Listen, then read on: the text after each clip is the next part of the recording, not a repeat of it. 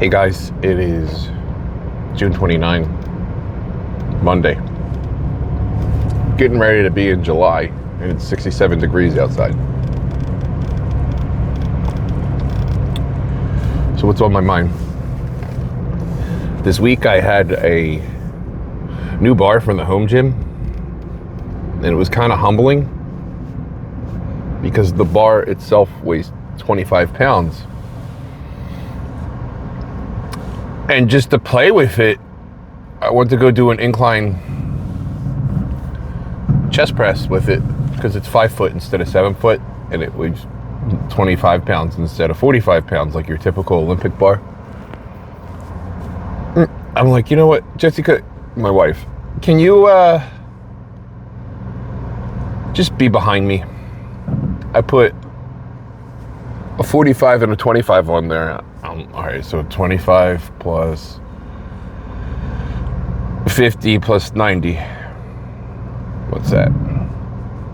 25. So 95 plus 25. Wow. 115. And I was struggling. People don't want to move. It's early. It's really early. I was struggling with 115 pounds. And I'm like, what in the front door is going on here? Normally it's 245s on each side, you know, you're 225 at minimum that you're working with. Why am I struggling now with 115 pounds? Well, because the weight distribution is different. It's a new piece of equipment. When I work out with kettlebells, I put 235s on each side and I start to feel it. Or I have 150-pound kettlebell and I'll really feel it when I'm benching on the one side with a 50-pound kettlebell. I'll definitely feel it when I have a 32-kilogram kettlebell on one side.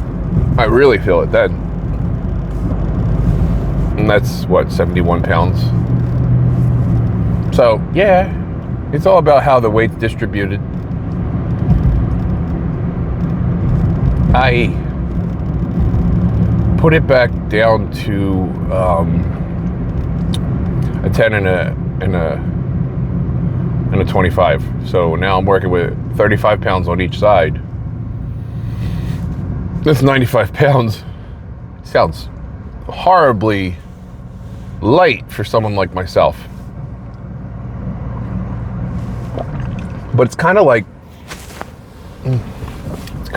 when you go to intubate, right? You go to intubate, you use now a lot of people like to use the Mach 4. I prefer to use the Mach 3. Why? It's more force. It's more force in the little area. It's more strength being applied to the shorter blade. So like the weight is distributed like it would be, or the pressure, the PSI, right? So when I go in your vallecula and I go to try to pop your tongue open to get this tube down someone's throat that's, well, dead. I'm trying to see the vocal cords. With the Mach 3, this is just my preference. This is not a lot of paramedics, by the way. It's just me. I put that strength in that little bit of blade, it goes further. So the less space creates a greater strength. Fuerte in Spanish, right? We're bilingual on this channel. Or 1.1 lingual. There you go.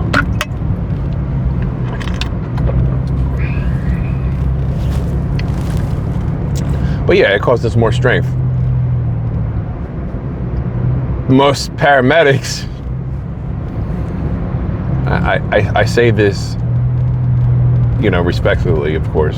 Most paramedics are not training to become bodybuilders or strongmen or do weighted training on a regular basis to where they're incredibly strong. I say it all the time to patients, hey, you want me to just lift you? I don't want to see you struggle. Like, yeah, I can lift you by myself. It's okay. I know you weigh over 300 pounds. It's okay. You know.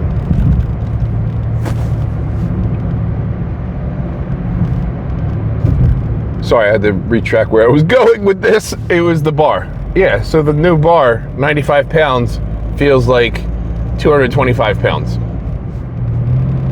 It's crazy, but it's true.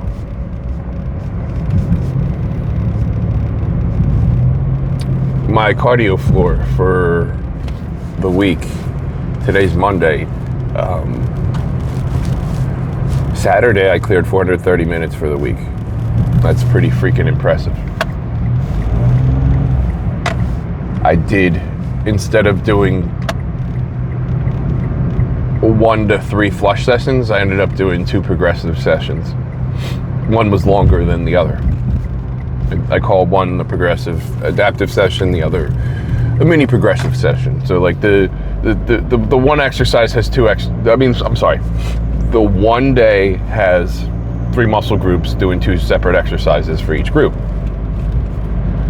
The second day, after the whole body's cleared, after the 2 days, 3 and 3, right? The second day for the mini session is just 1 exercise per muscle group. And I'm feeling it today, still. Yesterday I donated blood, so I only did cardio. It was 73 minutes on this new week. So today, it's an 8 to 8 shift. So when I come home, I'm going to try to do at least 20 minutes of cardio. Preferably 40. At least do 10% of the work week, right? But I understand that like 8 to 8 days or my quote unquote struggle, 8 a.m. to 8 p.m. The cool thing about working afternoons is you can wake up, be with the kids, be with the wife, be with the family, and knock out your progressive sessions. My hamstrings are feeling it and my quads are feeling it. I haven't done a deload week in a long time, maybe 3 months, 4 months. So this week may become a deload. I might just treat this week as everything flushed times 3 days. What I mean by deload. Deload weeks are where you still stimulate muscle recovery, but you're not challenging it with progressive overload. And I'm on a cut, so a deload, basically a cut is a deload anyway, in certain regards, because my progressive sessions are 33% of what, I'm sorry, 33% less than what they used to be.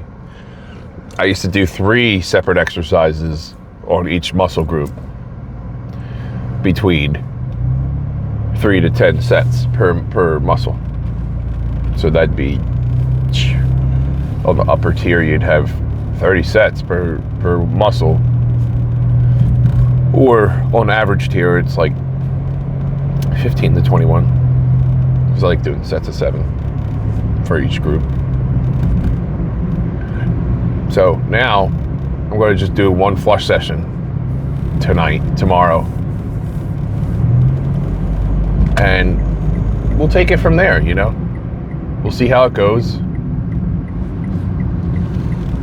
And if I'm feeling better next week, I'll go back into the progressive overloads. But the big goal right now is maintaining strength while cutting.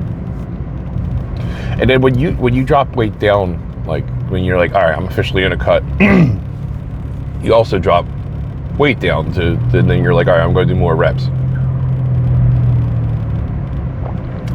That's the goal. So